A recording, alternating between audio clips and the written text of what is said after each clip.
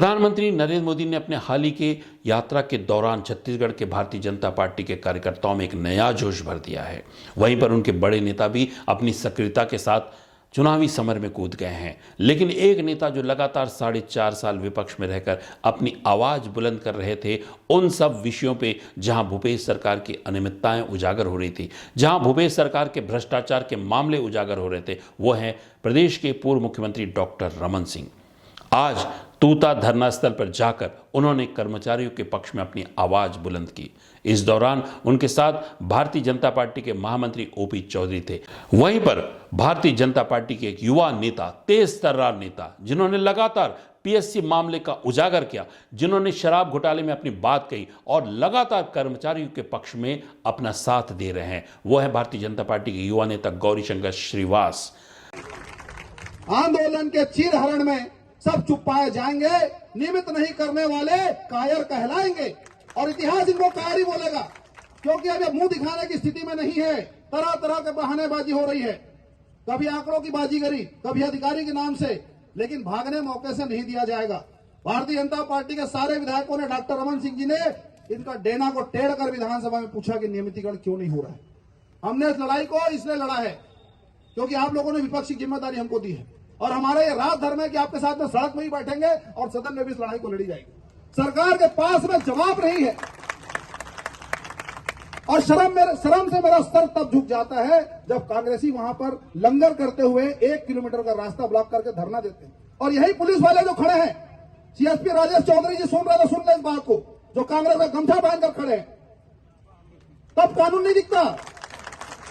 और रायपुर के कलेक्टर सर्वेश्वर भूरे जी को शर्म आना चाहिए, जो आदेश निकाले थे उन्होंने कि धरना स्थल में यहां पर धरना नहीं होगा, धरना देना तो माना तूता में धरना होगा। थोड़ा सा भी अगर शर्म है कांग्रेसियों को माना तूता ले जाकर बताए। सब प्रशासनिक आदेश, कानून व्यवस्था, ये सब कांग्रेस पार्टी के गुर्गों के लिए नहीं, ये सारा नियम वंचित वर्गों के लिए है, कर्मचारियों के लिए है, किसानों के लिए है।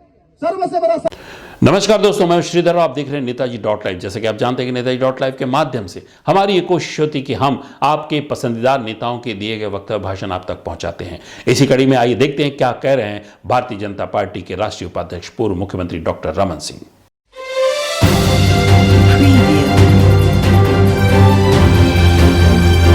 दैनिक वेतनभोगी कर्मचारी संविदा कर्मचारी रसोई संघ कांग्रेस ने 18 में बड़े बड़े वादे करके इनके साथ झूठ बोलकर सत्ता में बैठे हैं और पौने 4-5 साल होने के बाद भी एक कदम नहीं उठाया। जहां तक सवाल भारतीय जनता पार्टी का, 1988 में रेगुलर किया गया, 97 में रेगुलर किया गया, 40,000 से ज़्यादा दैनिक वेतनभोगी कर्मचारियों को स्थायी करने का काम, शिक्षा कर्मियों के जीवन में परिवर्तन यदि आया है तो भारतीय जनता पार्टी के शासनकाल में हुआ है। हमने उनके वेतन वृद्धि और उनको रेगुलर करने की पूरी प्रक्रिया को कानूनी स्तर तक पहुंचाया है। सवाल आज यहाँ मैं आया हूँ तो इनकी मांग, कांग्रेस ने जन घोषणा पत्र में झूठे वादे किए। हम अपने घोषणा पत्र में कर्मचारियों के मांग के संबंध में, घोषणा पत्र में दैनिक वेतनभोगी कर्मचारियों और अन्य मांग के संबंध में घोषणा पत्र में इसको डालेंगे, घोषणा पत्र में रखेंगे।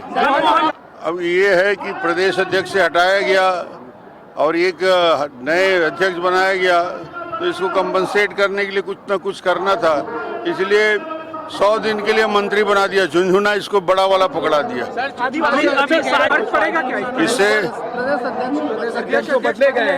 इससे क्या फर्क पड़ेगा? कांग्रेस हार रही है बुरी तरीके से पीछे रहेगी, कोई फर्क नहीं पड़ता।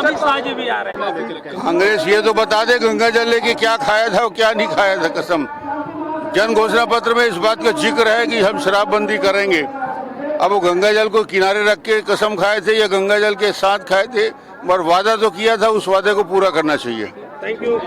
आपने देखा चाउर वाले बाबा के नाम से मशहूर पूर्व मुख्यमंत्री डॉक्टर रमन सिंह किस तरह से अपने शासनकाल में हजारों लोगों को, हजारों कर्मचारियों को नौकरी दी, हजारों कर्मचारियों की समस्याओं को उन्होंने सुना, उसे हल करने की भरसक कोशिश की और उसमें वो सफल भी रहे।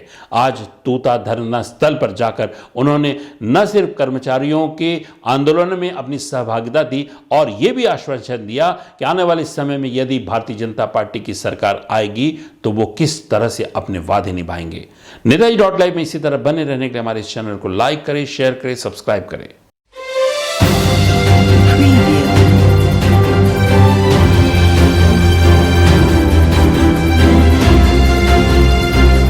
नेताजी .live के प्रायोजक है Satyadeep diagnostic and clinic, Supela, Bhilai.